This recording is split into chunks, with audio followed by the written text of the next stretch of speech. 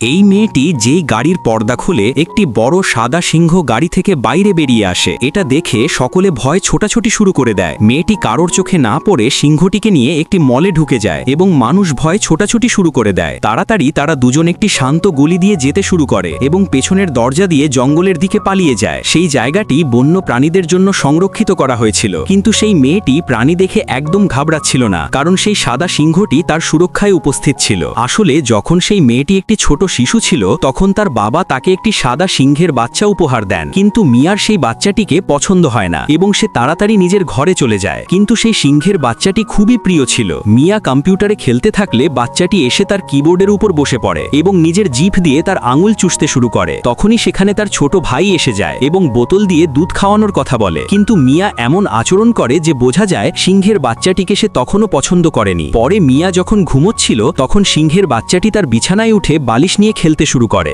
মিয়া এর বিরোধিতা করতে পারে না এবং শেষ পর্যন্ত সিংহের বাচ্চাটিকে দুধ খাওয়াতে শুরু করে। তখন থেকে মিয়া তাকে পছন্দ করতে শুরু করে এবং প্রতিদিন তার সাথে খেলতে থাকে। মিয়া তার সাথে অনেক সময় কাটাতে শুরু করে এবং সেই বাচ্চাটির নাম রাখে চার্লি।